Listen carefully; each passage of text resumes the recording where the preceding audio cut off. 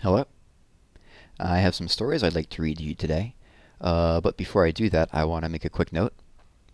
If you've been joining me for these, I'm glad you've been doing that. I want to let you know that I am slowly running out of stories that I would like to read to you. So this series will probably go on hiatus very soon. But I still do have a few more stories I would like to share with you before we take a little break. So, I would like to start today with a story from Old Bear Tales by Jane Hissey. It was a rainy day, and I'll explain to you why that inspired me to pick this story today. This is called The Circus.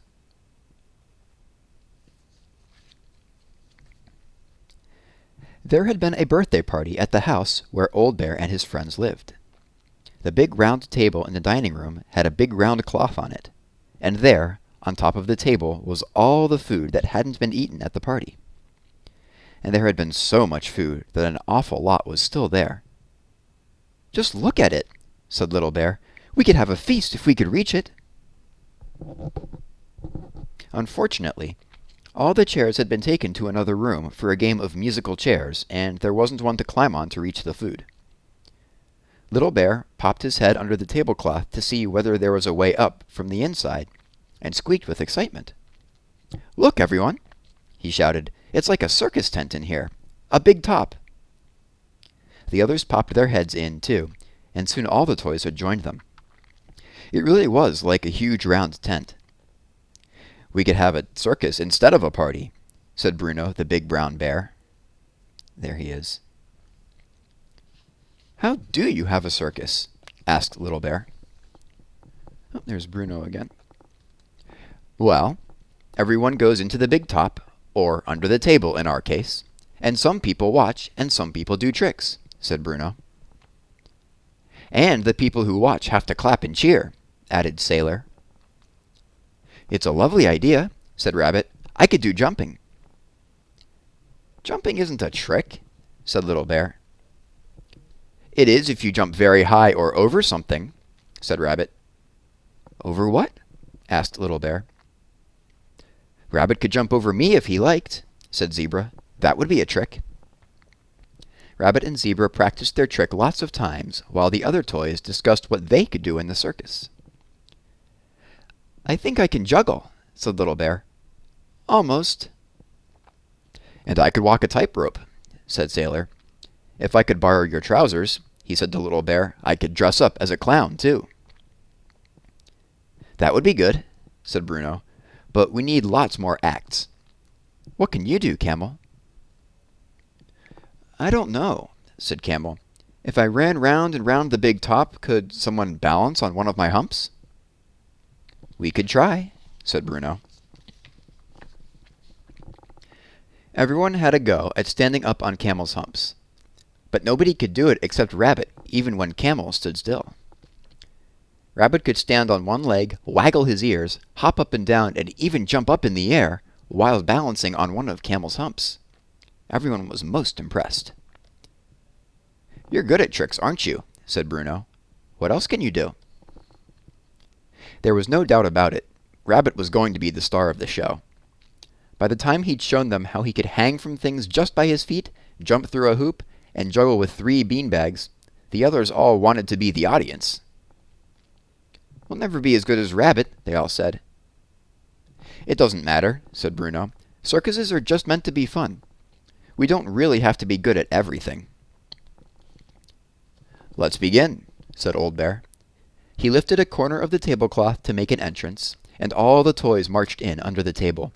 It was very exciting. "I've never been to a circus before," said Duck.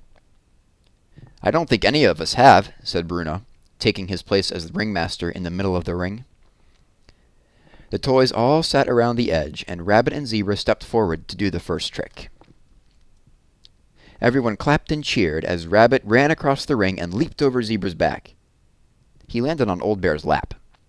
But the other toys thought that was part of the trick.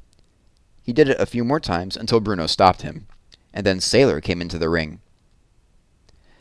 Sailor tied a skipping rope between 2 table legs, and the toys watched excitedly as he carefully walked along the rope. He did fall off once, but he landed on one of the other toys, so he didn't hurt himself. Swinging himself back up again, he tried juggling this time while balancing. "Well done," called Old Bear. "That's wonderful." It was Dog's turn next. He strolled into the ring, balancing one of his rubber bones on his nose. "I was going to balance too," he said, "but I couldn't remember where I buried the other one." Everyone clapped hard, and he bowed and left the ring. And as he left, Camel came in. She trotted around the ring until Rabbit appeared, and then, with Rabbit perched on a hump, she began to run really fast. Rabbit bounced about, standing first on one leg and then on the other. "What shall I do for my next trick?" he called. "Hop!" shouted one of the toys. Camel thought they shouted, "Stop!" and stopped so suddenly that Rabbit sailed through the air and hit the tablecloth. Grabbing wildly at it, he clung on and then, quite slowly, pulled the whole thing down. Plates of food landed all around the table, and in a second, the circus tent had vanished. Rabbit, unhurt, wriggled out from under the cloth and looked at the food lying all around them. "Oh dear," he said. "Did I do that?" "Never mind, Rabbit," said Old Bear. "We may have lost our circus, but we found the feast. We never thought about pulling down the tablecloth to get all the food. Have a bun." "Ooh, I could juggle with these buns," said Rabbit. "Let's just eat them, shall we?" suggested Old Bear. And, sitting under the table to eat, they enjoyed the food almost as much as they'd enjoyed the circus.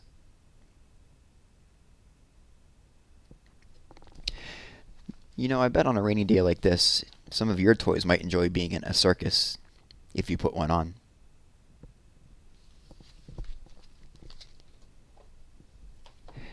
We move on from some talented toys to a very talented young man who you have probably heard of before. This story is called The Order of the Golden Spur.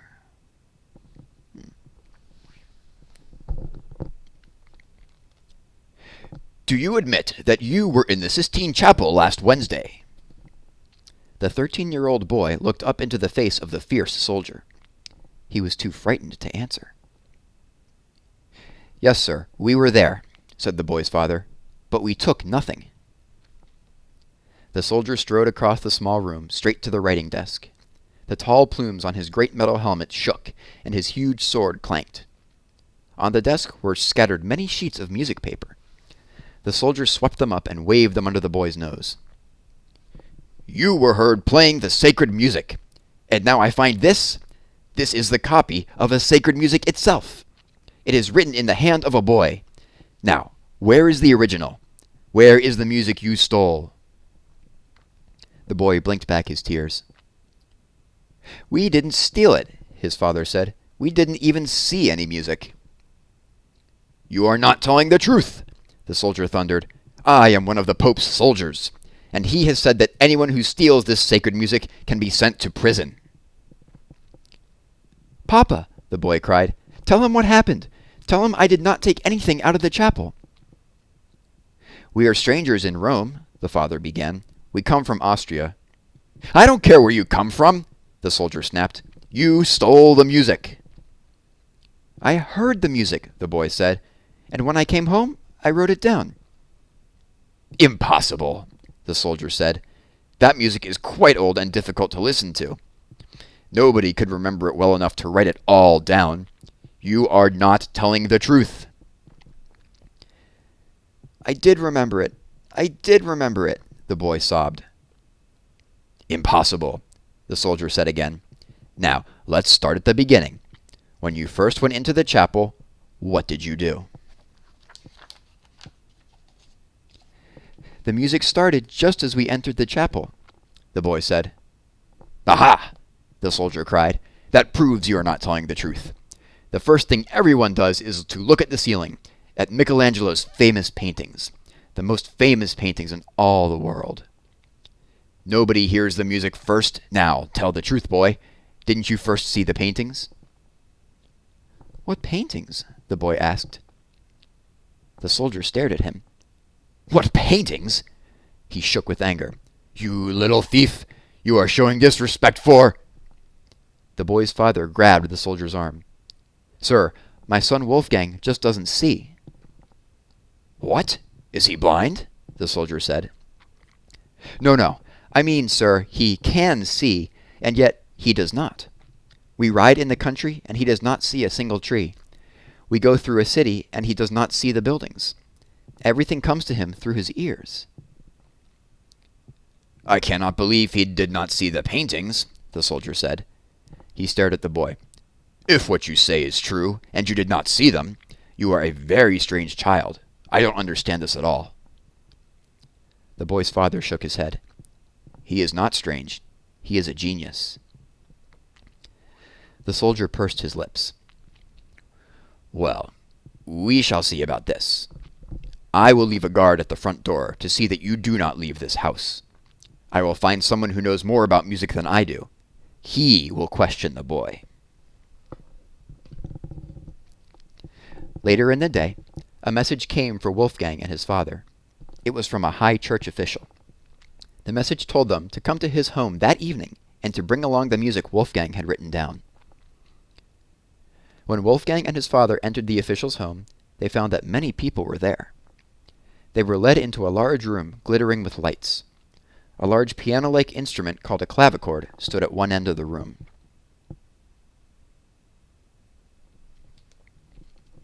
Wolfgang's father noticed that many of the people were people he had seen singing in the Sistine Chapel choir when he and his son had heard the music. The crowd was hushed as they entered. One of the singers stepped forward. "I am Signor Cristofori," he said.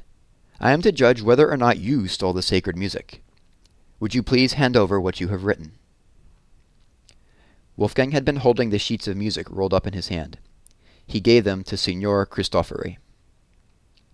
Signor Cristofori unrolled the music. He followed the notes, humming to himself as he read. As he read the music from the sheets, he became more and more excited. At one part, he walked rapidly to the clavichord and picked out the notes so that they tinkled loudly throughout the crowded, quiet room. When he had finished, Signor Cristofori looked up. He held up his hand. To the crowd in the room he said, "This music, written in the hand of this young boy, is indeed the sacred music. It is correct, note for note." Then Signor Cristofori looked sadly at young Wolfgang. "I am afraid, young man, that this proves you have stolen the sacred music. We shall have to report this. You and your father may have to go to prison. I shall recommend mercy because you are so young, but—" Wolfgang, tears welling up in his eyes again, interrupted. "But, sir, I did not steal any music. I heard the sacred music. I loved it. I remembered it when I returned home. The music you read is what I remembered. Really, it is." Wolfgang's father put his arm on the son's shoulder. "The boy tells the truth," he said. Signor Cristofori was impressed. The boy seemed sincere. He turned to talk in low tones to several of the others in the room. For a moment, the room buzzed with talk and excitement. Then, Signor Cristofori held up his hand again, signaling for quiet. "Young man," he said, "you seem to speak the truth. It is also true that the original of this music you say you remembered is not missing from the Sistine Chapel. So we cannot say that you stole it. Perhaps you borrowed it and somehow returned it to the chapel, but even that would be against the rules. Even I am not allowed to take the sacred music from the chapel. But you say you remembered it. All right. If you remembered that sacred music, you are a genius. Let's see if you are a genius." Signor Cristofori strode to the clavichord and beckoned the other singers in the room to join him. He turned to Wolfgang and his father. "We shall play and sing a very difficult piece of music. After we are finished, we shall ask the young lad to play it back for us. If he succeeds, then we shall believe that he did not steal the sacred music. We shall believe that he indeed did remember it." Signor Cristofori smiled. He did not believe that Wolfgang would be able to do it. "Are you willing to take this test?" Wolfgang's father answered for him. "Yes, he is willing. My boy is a genius, I tell you. Make it as hard as you want. He will play it back for you." The singers began. It was a difficult piece of music, and Wolfgang had never heard it before. He listened intently. The eyes of everyone in the room were on the 13-year-old boy as the sounds of the notes and the strange harmonies were heard. The music lasted for half an hour. Then the last note sounded. It was time for the test. Young Wolfgang went to the clavichord and sat down. "I cannot sing all the parts at once. Will it be all right if I just hum the main parts while I play?"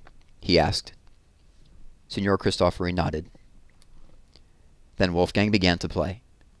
Note for note, it was correct. When a main singing part came up, his young voice hummed the melody while his nimble fingers tumbled the background notes out of the golden clavichord. The room was silent. Signor Cristofori looked at the young boy with astonishment. Finally, Wolfgang came to the end.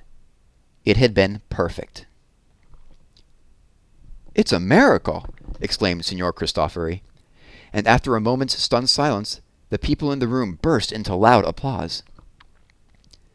Signor Cristofori went to the boy and put his arm on his shoulder. "Your father is right, young man. You are a genius." Wolfgang blushed. He leaned toward Signor Cristofori's ear.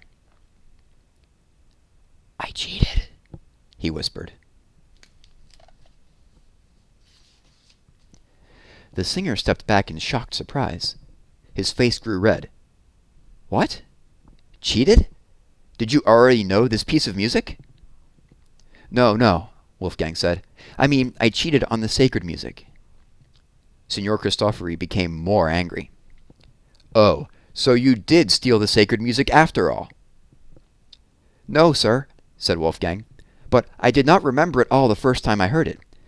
You see, I went back to the chapel on Friday to hear it again so that I could fill in the places I had forgotten. I cheated. I had to hear it 2 times. There was a dead silence for a moment.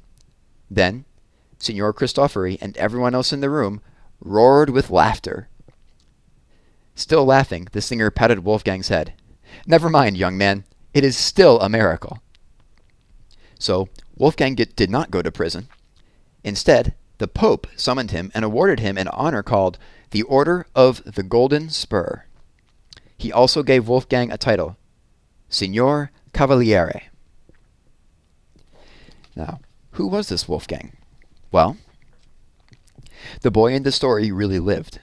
And the story is true, too. The boy's full name was Wolfgang Amadeus Mozart. Those who know about music will say that Mozart could hear and remember music in his head better than any person who ever lived.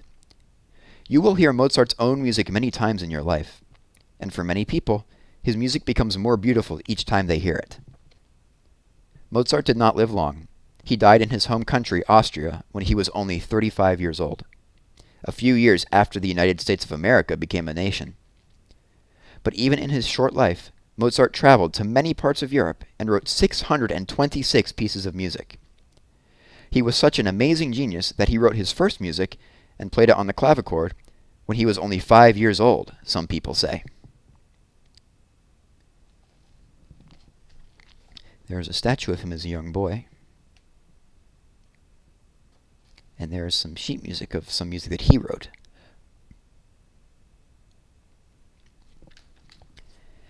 Now, some of the stories of Mozart as a young man may not have actually happened, but there is evidence that Mozart did, as a young child, go to Rome, heard music twice, and was able to copy it down note for note. There is evidence that part actually did happen, and that he met the Pope. So, that is all I have for you today. I hope you enjoyed. Thanks for listening.